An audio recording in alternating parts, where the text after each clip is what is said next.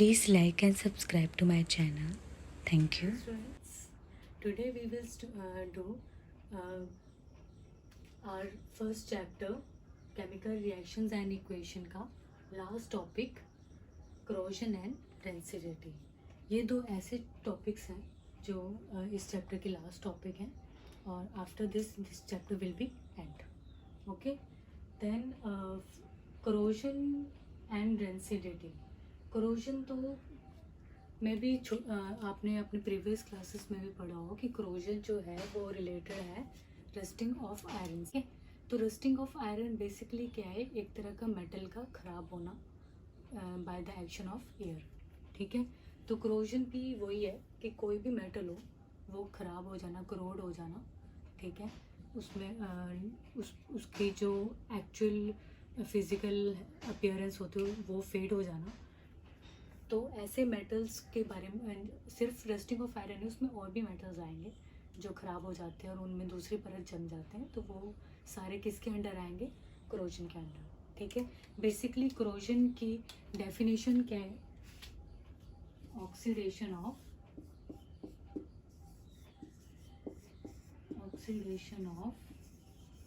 Metal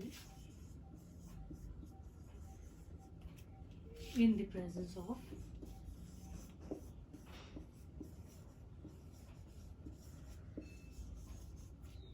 air and moisture।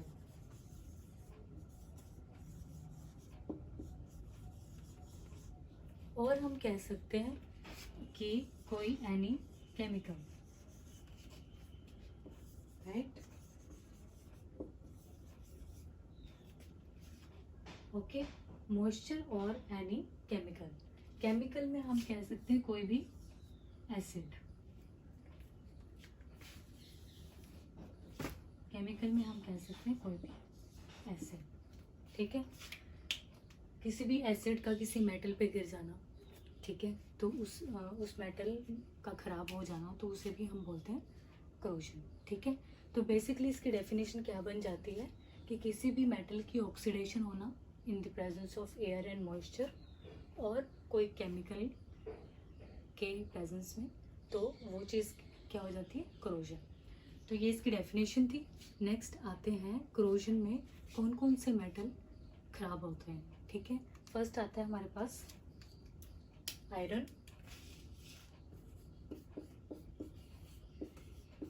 अब जैसे कि मैंने कहा कि आयरन जो है वो उसमें आयरन की जो कील होती है हमारी, वो आयरन की बनी होती है, और वो जब उसको कुछ टाइम के लिए बाहर रख दिया जाए, या कोई भी आयरन की बनी चीज़, चाहे वो चेयर हो, कोई भी मटेरियल्स हो जो आयरन की बनी हुई है, उसे अगर हम बाहर कुछ टाइम के लिए छोड़ दें खुले उसमें आसमान में, तो एयर की प्रेजेंस में और मॉइस्चर की प्रेजेंस में वो मेटल क्या होता है कि करोड हो जाता है। ठीक है, ख़राब हो जाता है।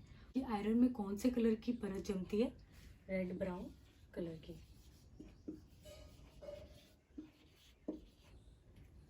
ठीक है, नेक्स्ट हमारे पास आता है कॉपर। कॉपर में कौन से कलर की जमती है, ग्रीन कलर की। कॉपर हो गया एक तरह से तांबा, तांबा जैसे जिसे हम कहते हैं, तांबे के बर्तन देखे होंगे आप लोगों ने, तो वो जब उसको हम कुछ टाइम के लिए, अगर बहुत ही टाइम हो गया उसको यूज़ करते हो, तो आप देखेंगे कि उसमें एक ग्रीन कलर की कोटिंग जम जाती है, जिससे वो ख़राब हो जाता है तांबा, तो उसे हम कहते हैं corrosion। ठीक है, नेक्स्ट थर्ड हमारे पास एलिमेंट आता है सिल्वर का। अब सिल्वर ऐसी चीज़ है जिसकी हम ज्वेलरी पहनते हैं, गर्ल्स मोस्टली ज्वेलरी पहनती है, चेन्स डालती हैं, एंकलेट्स डालती है एंड ऑल। तो जो भी सिल्वर की चेन होती है जो हम डालते हैं, इयररिंग्स डालते हैं, तो कभी नोटिस किया होगा कि जो सिल्वर की मोस्टली इयररिंग्स या चेन वगैरह होती है, चेन मोस्टली वो उसमें ब्लैक कलर की कोटिंग लग जाती है। ठीक है, कुछ टाइम के बाद अगर हम उसको पहनते रहते हैं, स्पेशली गर्मियों के दिनों में नोटिस करना, उसमें ब्लैक कलर की कोटिंग जम जाती है, जिससे वो पहले की तरह शाइनी नहीं रहती। तो जो ब्लैक कलर की कोटिंग लगती है वो ड्यू टू कौन सी लगती है, ड्यू टू क्रोजन लगती है, ठीक है। तो ये 3 हमारे पास मेटल्स थे जिन पे इन कलर्स की कोटिंग चढ़ती है जब वो ख़राब हो जाते हैं, ठीक है। तो ये ऐसे मेटल्स हैं जिनको याद रखना ज़रूरी है, और इनकी जो कोटिंग है, उनका कलर है कि जब वो ख़राब होते हैं तो किस कलर में चेंज होते हैं, तो ये चीज़ें पता होनी चाहिए, ठीक है। कि आयरन का रेड ब्राउन कलर का, और कॉपर का ग्रीन कलर में चेंज होता है, और सिल्वर ब्लैक कलर में, ठीक है। नेक्स्ट हमारे पास आता है, हमने एक इसमें ये बात की थी आयरन की, जिसको कहते हैं रस्टिंग ऑफ आयरन, ठीक है। रस्टिंग ऑफ आयरन में ऐसा है कि हम रस्टिंग ऑफ आयरन एक तरह का रिडॉक्स रिएक्शन है। रिडॉक्स रिएक्शन मतलब ऐसी रिएक्शन जिसमें रिडक्शन भी होती है और ऑक्सीडेशन भी होती है। और रिडक्शन और ऑक्सीडेशन और रिडॉक्स रिएक्शन कौन से होते हैं वो मैंने अपने प्रीवियस वीडियोस में बता रखा है, ठीक है। जब हमने टाइप्स की थी केमिकल इक्वेशंस की, तब उसमें लास्ट हमारी जो टाइप्स थी वो रिडॉक्स रिएक्शंस की थी, ऑक्सीडेशन रिडक्शन रिएक्शंस की। तो मैं यहाँ पे रिपीट नहीं करूँगी, तो यहाँ पे बस इतना कहूँगी कि जो रस्टिंग ऑफ आयरन जो प्रोसेस होता है वो जो प्रोसेस होता है उसमें कौन सी केमिकल जो 5 टाइप्स हमने पढ़ी थी, कौन सी केमिकल एक टाइप जो होती है इस प्रोसेस में, दैट इज़ रिडॉक्स रिएक्शन, ठीक है। तो बस इतना याद रखना है कि रस्टिंग ऑफ आयरन जो है उसमें रिडॉक्स रिएक्शन होती है,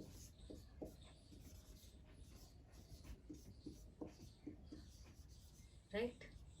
अब आती है रस्टिंग ऑफ आयरन से एक और चीज़ है जो आपके एनसीईआरटी में नहीं है, और वो क्या है, उसकी एक केमिकल इक्वेशन जो एनसीईआरटी में है। जस्ट इतना है कि क्रोजन की डेफिनेशन दी है, एग्जांपल्स दिए हैं इन तीनों के, एंड दैट्स इट।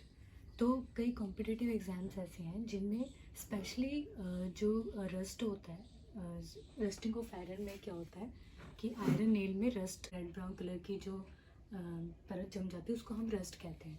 तो कई कॉम्पिटिटिव एग्ज़ाम्स ऐसे हैं जो रस्ट का फॉर्मूला पूछते हैं कि केमिकल फॉर्मूला ऑफ रस्ट, ठीक है। और कई ऐसे हैं जो पूछते हैं जो ये कि रस्टिंग ऑफ आयरन कौन सी रिएक्शन है, ठीक है। तो वो मैंने बता दी, रिडॉक्स रिएक्शन है। आगे रस्टिंग ऑफ आयरन की इक्वेशन है, और वो क्या है, ये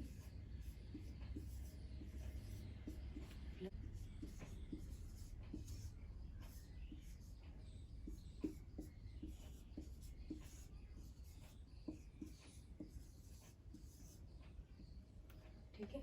तो ये जो इक्वेशन है ये हमारी है रस्टिंग ऑफ आयरन की, ठीक है। तो हमारे पास सबसे पहले ये एक ही इक्वेशन है रस्टिंग ऑफ आयरन की, ये कॉम्पिटिटिव एग्जाम्स में पूछ लेते हैं। तो ये जो मैंने इक्वेशन लिखी है इस तरह से, ये है इक्वेशन हमारी विदाउट बैलेंस्ड, ठीक है। आप देख सकते हैं कि आयरन यहाँ पे 1 है, यहाँ पे 2 है, तो यहाँ पे मैंने एक तरह से क्या है, बैलेंसिंग नहीं की है, ठीक है। तो मैं इसको बैलेंस कर देती हूँ,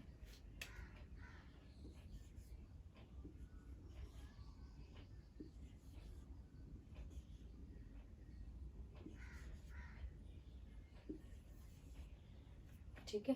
अब आप देखेंगे कि ये बहुत ही इजी सी रिएक्शन है। Fe तो पता ही है क्या होता है, आयरन होता है, ठीक है। Fe is iron, right. O2 means oxygen, ठीक है। Next water, H2O means water. तो ये जो 2x है यहाँ पे मैंने लिखा है, 2 तो इसकी एक है बैलेंसिंग, ठीक है, जो ये इधर हो रहे हैं वाटर के। जो इधर x मैंने शो किया है, ये x क्या है, ये x ऐसे नंबर ऑफ वाटर मॉलिक्यूल्स हैं, ठीक है, जो इस रिएक्शन में इन्वॉल्व होते हैं। तो रस्टिंग ऑफ आयरन ऐसा प्रोसेस है जिसमें वाटर मॉलिक्यूल्स के नंबरिंग जो है वो वेरी करते रहते हैं। कई आयरन ऐसे होते हैं जिनमें वाटर मॉलिक्यूल कम लगते हैं और वो पहले ही उनको जंग लग जाता है, ठीक है। वाटर मॉलिक्यूल्स की कम प्रेजेंस में भी वो करोड हो जाते हैं और ज़्यादा प्रेजेंस में भी वो करोड हो जाते हैं। तो इस तरह से वो एक तरह से एक्स वाटर जो मॉलिक्यूल हैं यहाँ पे एक्स जो है रिप्रेजेंट कर रहे हैं नंबर ऑफ वाटर मॉलिक्यूल्स, ठीक है। X here is number of water molecule.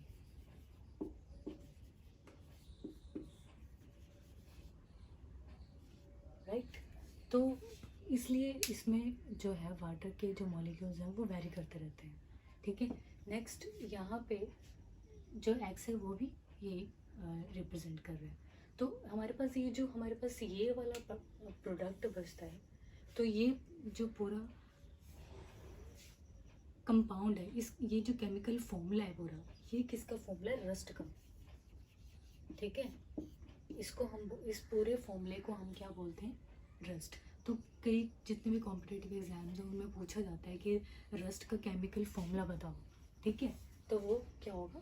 Fe2O3.H2। और हाँ, एक और चीज़, मोस्टली क्या होता है, कुछ ऐसे एग्जाम्स होते हैं कॉम्पिटिटिव जिनमें विद वाटर मोलिक्यूल्स पूछा होता है रस्ट का फॉर्मूला, और कईयों में विदाउट वाटर मोलिक्यूल्स पूछा होता है, ठीक है। तो बस माइंड में इतना याद रखो कि जब रस्ट का फॉर्मूला पूछा जाए, अगर उसमें वाटर मोलिक्यूल Fe2O3 के साथ वाटर मोलिक्यूल ऐड है ऑप्शंस में, तो इसका मतलब ये वाला फॉर्मूला है, ओके। अब वाटर मोलिक्यूल नहीं है तो बस समझ लो Fe2O3 simply is a formula of rust, okay. तो इसको एक तरह से रस्ट को हम हाइड्रेटेड, एक मिनट ब्लैक यूज़ कर देते हैं, इसको हम बोलते हैं हाइड्रेटेड आयरन ऑक्साइड, ठीक है। इधर आयरन की कितनी होती है? 3 होता है ऑक्सीडेशन नंबर, ठीक है। तो ये ब्रैकेट में मैंने क्या रिप्रेजेंट किया है? आयरन का ऑक्सीडेशन नंबर, राइट। तो इस तरह से hydrated iron oxide is a formula of chemical formula of rust, ठीक है। कह सकते हैं कि हाइड्रेटेड आयरन ऑक्साइड का कॉमन नेम क्या है? रस्ट, ठीक है। तो ये चीज़ अपने माइंड में रखना कि जब ऑप्शंस में वाटर मॉलिक्यूल के साथ बता रखा है तो ये वाला फॉर्मूला होगा, और विदाउट वाटर मॉलिक्यूल बता रखा होगा तो Fe2O3 सिंपली, ओके। नेक्स्ट हमारे पास आती है कि क्रोजन की preventions. Next we have preventions, ठीक है। प्रिवेंशन में हमारे पास सबसे पहले पॉइंट आता है, that is by putting paint,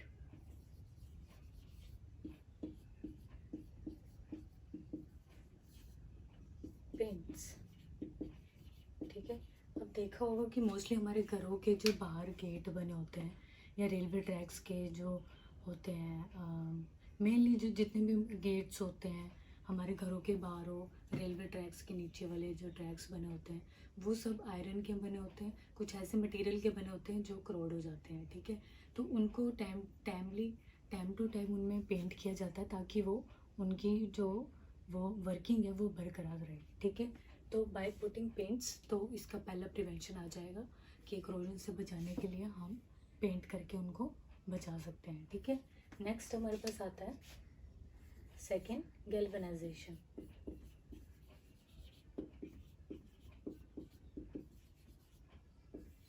galvanisation ऐसा प्रोसेस है जिसमें थिक लेयर जो है जिंक की किसी मेटल में चढ़ाई जाती है, ताकि किसी फेरस मटेरियल में, ताकि वो क्रोड ना हो, ठीक है।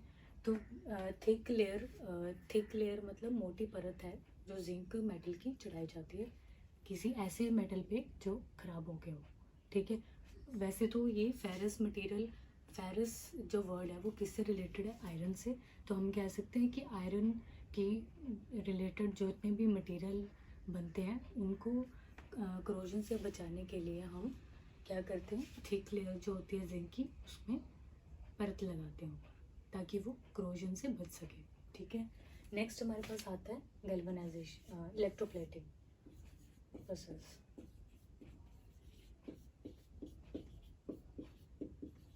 अब जो इलेक्ट्रोप्लेटिंग पॉइंट है वो इन तीनों पॉइंट में से इम्पॉर्टेंट पॉइंट है, क्योंकि इलेक्ट्रोप्लेटिंग एक तरह का एक मेटल को प्लेट करना दूसरे मेटल में, एक वो भी पास करके इलेक्ट्रिक करंट, ठीक है। तो इलेक्ट्रोलाइसिस जो प्रोसेस होता है उसी तरह से किसी मेटल को जो खराब होने वाला है, ख़राब होने वाला है उसको बचाने के लिए उसमें दूसरे मेटल की इलेक्ट्रोप्लेट करना, इलेक्ट्रिक करंट पास करके, तो उस चीज़ को हम बोलते हैं इलेक्ट्रोप्लेटिंग प्रोसेस। ठीक है, तो इलेक्ट्रोप्लेटिंग प्रोसेस में हम क्रोमियम की प्लेटिंग करते हैं, सिल्वर की प्लेटिंग करते हैं, क्रोमियम की प्लेटिंग किसी मेटल में करते हैं और सिल्वर की प्लेटिंग करते हैं।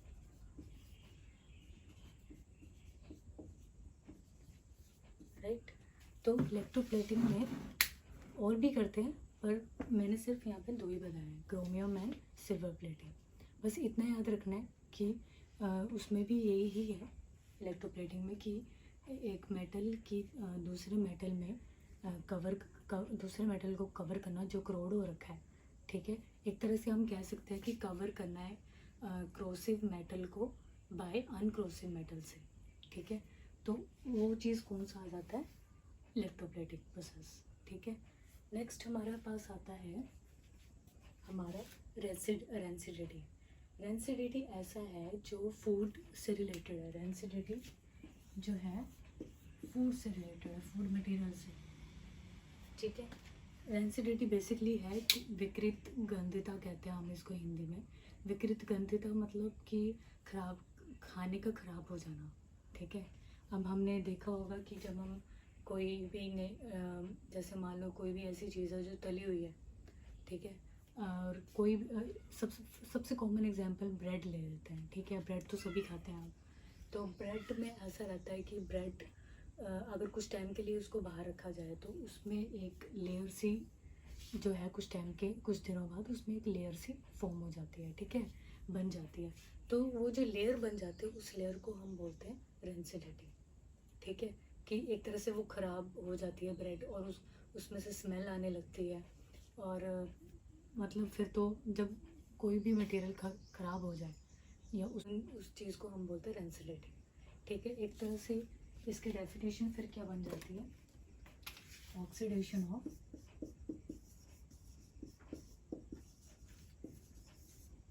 फैट्स एंड ऑयल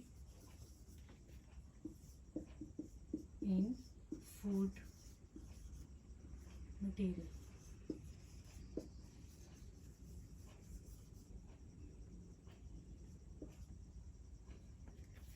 ठीक है, तो एक तरह से हम इसमें कह सकते हैं कि ऑक्सीडेशन हो जाना फैट एंड ऑयल मटेरियल की फूड में।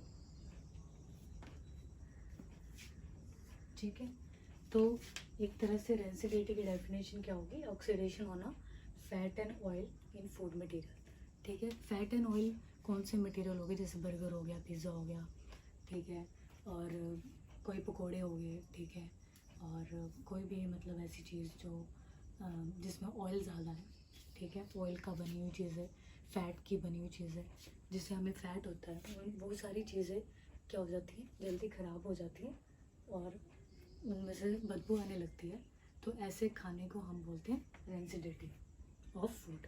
ठीक है, नेक्स्ट हम पढ़ेंगे इसमें रेंसिडिटी में कि हम इसको अपने जो खाना है उसको कैसे प्रिवेंट कर सकते हैं। तो सेकंड पॉइंट इसका आ जाता है इसकी प्रिवेंशन का।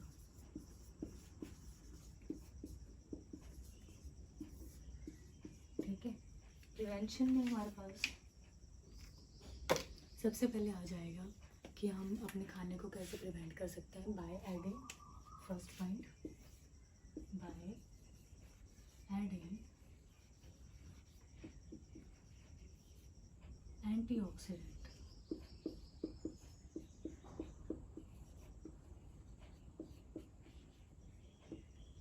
ठीक है, अब ये एंटीऑक्सीडेंट्स क्या होता है।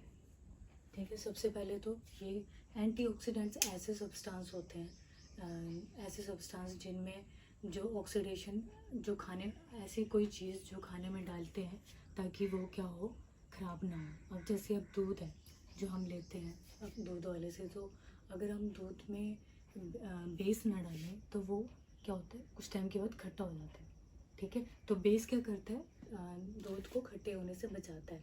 तो कोई भी बेस सब्सटेंस है तो उसको डाला जाता है दूध में ताकि दूध खट्टा ना हो और ख़राब ना हो। ठीक है। तो हम उस चीज़ को, वो बेस जो हम डालते हैं, बेसिक जो हम चीज़ डालते हैं दूध में, उसे हम कहते हैं एंटीऑक्सीडेंट्स। ठीक है, ऐसा कोई सब्सटेंस जो ऑक्सीडेशन होने नहीं देता। ऑक्सीडेशन का मतलब उसको ख़राब नहीं होने देता फूड मटेरियल को। ठीक है, नेक्स्ट हमारे पास आता है एंटीऑक्सीडेंट्स। यहाँ पे हमारी बुक, एनसीईआरटी की बुक में तो सिर्फ इतना है कि हम प्रिवेंशन करते हैं रेंसिडिटी की बाय एडिंग एंटीऑक्सीडेंट्स। ठीक है, एंटीऑक्सीडेंट्स मैंने बता दिया क्या होते हैं। नेक्स्ट कॉम्पिटिटिव जितने भी एग्ज़ाम्स हैं उनमें पूछ लेते हैं कि एंटीऑक्सीडेंट्स का पूछ लेते हैं कि एंटीऑक्सीडेंट्स कौन से होते हैं बताइए। तो आपके एनसीईआरटी बुक में नहीं है।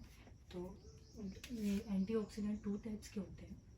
ठीक है, फर्स्ट BHT और सेकेंड वन BHA। ठीक है, तो ये 2 टाइप्स के जो कॉमनली डाले जाते हैं ताकि खाना सड़े ना, वो कौन से होते हैं, BHT एंड BHA। अब ये BHT BHA क्या है, इनकी फुल फॉर्म है butylated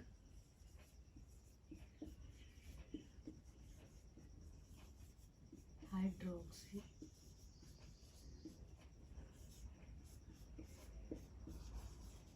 toluene, butylated hydroxy toluene. ठीक है, नेक्स्ट है ये वाला ब्यूटाइलेटेड हाइड्रोक्सी एनिसोल। राइट, तो ये 2 कॉमन एंटीऑक्सीडेंट्स हैं जिनका पूछा जाता है कॉम्पिटिटिव में। तो वो कौन से हैं, ब्यूटाइलेटेड हाइड्रोक्सी टोलुइन और ब्यूटाइलेटेड हाइड्रोक्सी एनिसोल। ठीक है, बस पहले BH तो सेम ही है, ब्यूटाइलेटेड हाइड्रोक्सी ब्यूटाइलेटेड हाइड्रोक्सी, बस एंड के एक में T है एक में A है। तो बस T वाला टोलुइन है, A वाला एनिसोल है। ठीक, तो सेकेंड हमारे पास पॉइंट आ जाता है, रिप्लेस एयर बाय नाइट्रोजन।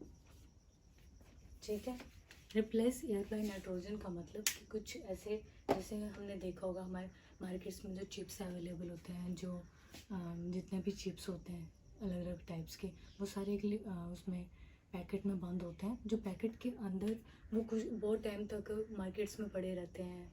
ठीक है, और ख़राब भी नहीं होते। उनका एक ही रीज़न होता है, उन जो पैकेट्स हैं उनके अंदर नाइट्रोजन एयर डाली हुई है, जिस वजह से वो जो अंदर चिप्स होते हैं वो ताज़े के ताज़े रहते हैं। ठीक है, तो सिर्फ नाइट्रोजन गैस ऐसी है जो उन पैकेट्स में डाली जाती है किसी भी फूड मटेरियल्स में, ताकि जो खाना है वो ताज़ा का ताज़ा रहे। ठीक है, नेक्स्ट हमारे पास आता है थर्ड पॉइंट, रेफ्रिजरेशन।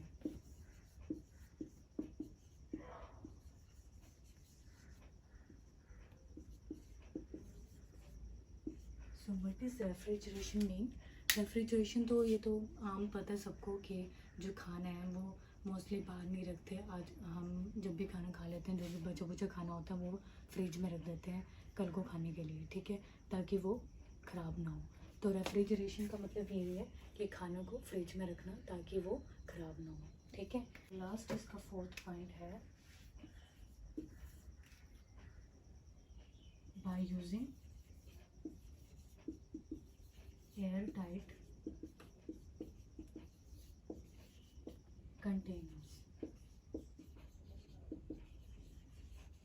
ठीक है, मोस्टली जितने भी स्टूडेंट्स होते हैं वो जब स्कूल जाते हैं तो उनके टिफ़न मोस्टली ऐसे होते हैं जो एयर टाइट कंटेनर्स होते हैं, बहुत ही टाइट होते हैं, ताकि जैसे वो खाना लेके गए थे घर से वैसे ही वो स्कूल में भी ताज़ा रहे। ठीक है, तो एयर टाइट कंटेनर्स में ऐसा होता है कि ये हवा नहीं जाती बॉक्स के अंदर, जिस वजह से खाना ख़राब नहीं होता। तो ये इसके प्रिवेंशन के वो थे फोर टॉपिक्स, 4 पॉइंट्स थे। ठीक है, और इसी तरह क्रोजन के यहाँ पे सिर्फ 3 पॉइंट्स थे। ठीक है, तो ये हमारे इसी के साथ ये चैप्टर जो है हमारा फिनिश होता है। ठीक है, अब इस चैप्टर से रिलेटेड कोई भी प्रॉब्लम हो, कोई भी क्वेश्चन प्रॉब्लम हो, कमेंट में टाइप कर देना, मैं सॉल्व कर दूँगी, ठीक है। और नेक्स्ट जो भी अगर कोई क्वेश्चन जैसे होता है केमिस्ट्री का, हम लिख नहीं पाते कमेंट सेक्शन में, कोई इक्वेशन हमें केमिकल इक्वेशन का पता नहीं लगता, तो मेरा फेसबुक पेज है, मैंने नीचे लिंक में दे रखा है। फेसबुक पेज नहीं, सॉरी, ग्रुप है मेरा, तो उसमें अपनी वो केमिकल इक्वेशन की फ़ोटो लेना, उसमें अपलोड करना और अपनी प्रॉब्लम लिख देना, मैं उसमें सॉल्व करके लिख दूँगी, ठीक है। और नेक्स्ट इस चैप्टर की जो समरी है एट द एंड, इसकी वीडियो के एंड में इस चैप्टर की जो समरी है वो हाईलाइट हो जाएगी। Thank you.